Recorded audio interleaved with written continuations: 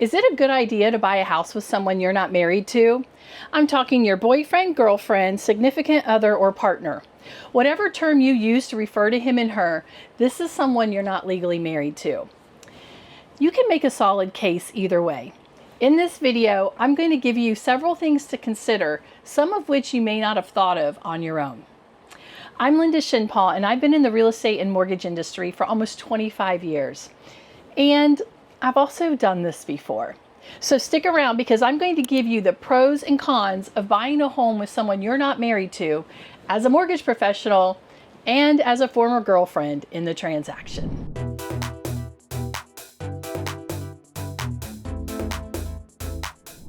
Let's set the stage. You're ready to buy a house of your own.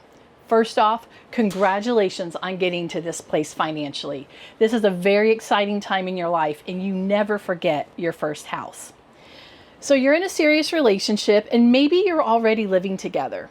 Perhaps two incomes are really making life easier by splitting bills and freeing up more cash to do other things. Your relationship's going well and it seems to be headed in a forward direction.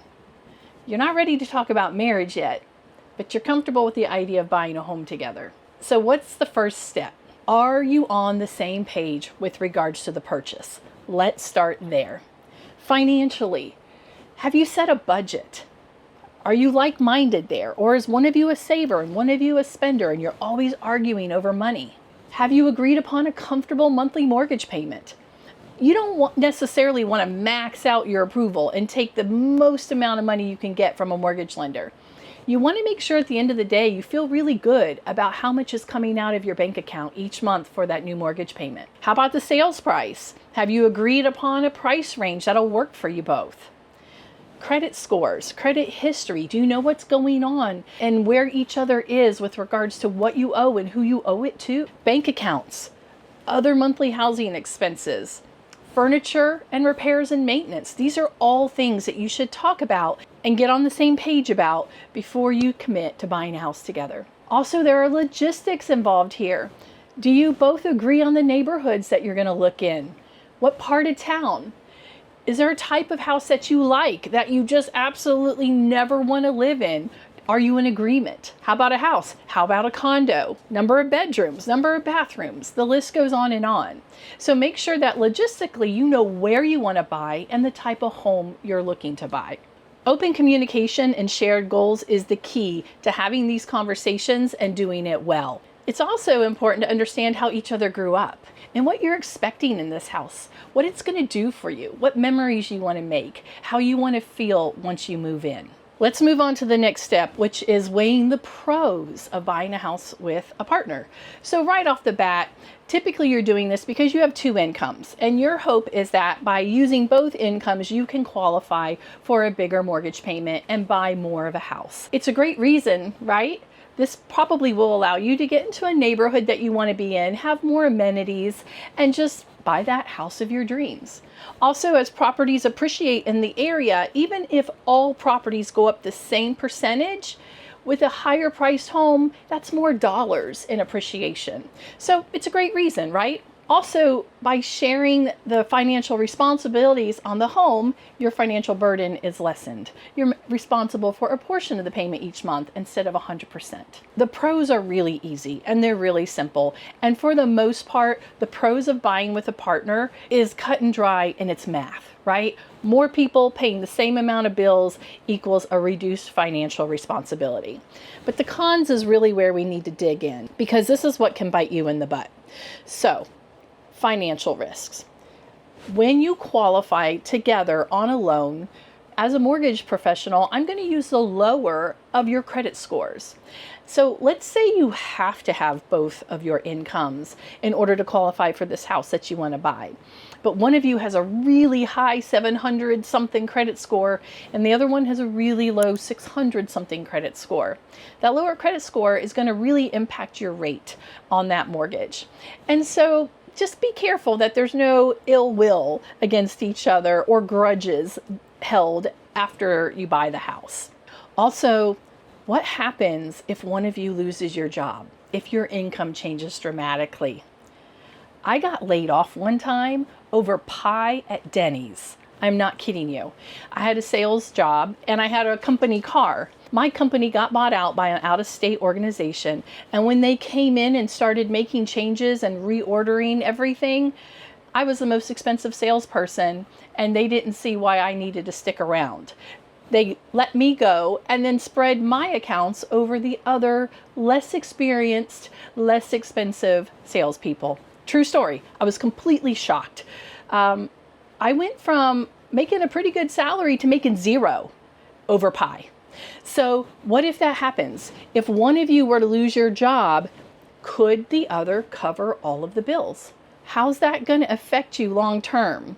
Are you okay if one of you has to carry the weight of the house for a period of time while the other is trying to find a job? Are you going to account for that? Are you going to be bitter over that? So these are things that really happen to me.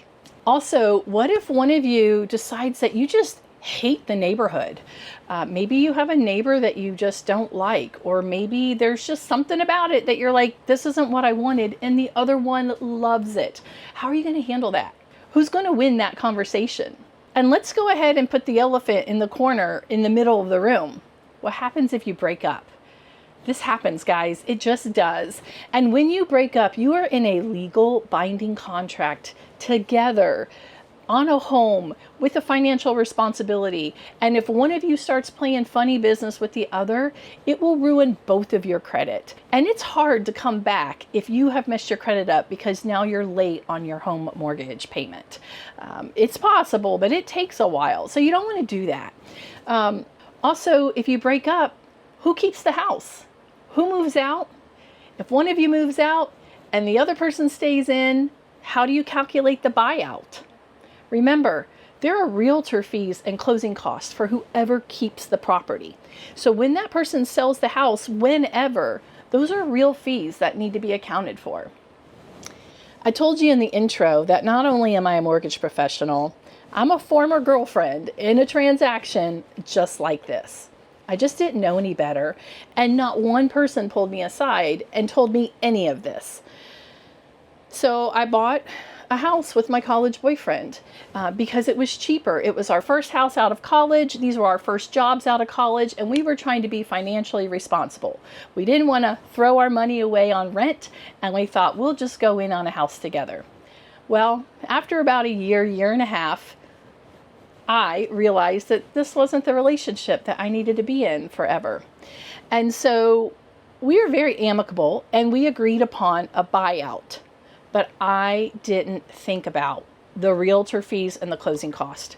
All we did at that time was said, okay, we owe $130,000 on the house. If I put it for sale today, we'd get $160,000 for the house. That's a $30,000 difference. And I gave him $15,000. Well, guess what happened? I changed jobs and I moved out of state not long after this. And when I went to sell the house, I didn't make any money. And I didn't make any money because it barely sold for $155. So I didn't get to $160 like I thought. And I completely had no idea that there were realtor fees and closing costs. And so that ate into the remaining amount of equity that I had left. So it was a big lesson learned. And I want to share that with you because I think it's important that you hear that, not just coming from a mortgage professional, but somebody who's lived this scenario out too. If you do decide to sell the property and one of you doesn't retain it and you don't have to figure out how to calculate the buyout, who's going to decide which realtor you use to sell it? Maybe one of you has a family member who's a realtor. The other may have a very best friend. There's all kinds of things to argue about when you're breaking up and don't agree on something. So this is one of those things that could be problematic. Also, if you decide to put the house for sale and one of you moves out and the other one stays in the property, who's paying for what during this time? Does the person that's staying in the house now become 100% responsible for the payment because the other person is paying rent to live somewhere else? Again, when stress goes up, intelligence goes down, and these conversations get super messy. You really need to think about, will you be able to stay civil with each other while you wait for and negotiate through the sale of a home? So here's some legal considerations. Now listen, I am not an attorney and I did not stay in a Holiday Inn Express last night. So you just got to take this advice simply as some more things to consider, okay? Make sure you understand your options with regards to how to hold title to the property. This is when you purchase the home. So the attorney's office or the title company in your state that facilitates the closing, they can walk you through all of this. It can be as simple as you and your partner, or you or your partner, and how you hold title. There's some little tiny words that make things harder and easier in the event of a breakup, okay? So I'm gonna let it lie there because every state is so different, but think about that. You wanna think that through, how you hold title. The other thing is, you may want to create a legal document, like a joint tenancy or a cohabitation agreement. I have clients right now who are having this conversation. And when I was talking to the guy on the phone last week, I said, it's like a prenuptial without the wedding. He goes, yeah, Linda, that's exactly kind of how we're talking about it. So, you know, he and his partner are tossing around everything I've said so far. They're both professionals. They make great incomes, and where they live in the country, the prices are so much higher than they were just a few years ago. So they're crunching the numbers and saying, you know, from a dollars and cents standpoint, this makes sense. But they are smart enough to slow down and realize that there are some real legal considerations to think through in case things don't end up in marriage between the two of them. Some other things to consider is, how will co-owning a home affect your relationship? Owning a house versus renting a house together is way more permanent. And sometimes people freak out about that a little bit when this extra level of commitment happens. I can't emphasize enough the need for open and honest conversations and expectations about how you're going to handle things and the shared duties of owning a home. Like, who's going to take out the trash? Who's going to mow the yard? When something breaks, are you going to fix it? Or are you going to hire everything out? This might seem really simple, but I can tell you, I've been married over 20 years now. And when my husband and I first moved in together, these were real things. He was used to doing things one way. I was used to doing things another. And when you add on a home instead of a small apartment, or living with roommates, or at home where you have a very small space and a smaller set of responsibilities, when you add in an entire house and everything that comes with it, it's kind of interesting, the things that you realize, or the things that annoy you, and the things that you notice. So take this seriously. What if you have a major unexpected repair? What if you just have a complete plumbing failure, or the whole AC system goes out, or the septic system is shot? How are you going to handle that? And do you have the money set aside collectively to make a repair of $5,000, $10,000, $20,000? There are a lot of moving parts during the home buying process and with home ownership. How do each of you handle stress? Because you will definitely feel stressed at some point during this process. You really need to discuss the long-term plans for the property too. Is this a home that's just for now to check the box to an entry-level home? Is it a legacy home? Are you buying something just incredible? What do you see for the future, together and with the house? Buying a home with a partner is a very big step, so don't take it lightly. You definitely need to consider the financial and legal implications, as well as know how it's going to impact your relationship moving forward. If you need help with this and want to talk personally, click on the link in the video description and get some time on my calendar. You can also request my free Smart Homebuyers guide, which will walk you through the entire home buying process and give you a great foundation on which you can build. Share your experiences in the comments. Have you done this? Are you considering it? What are some common questions or concerns that you have? Please like and subscribe, and I'll see you on the next video.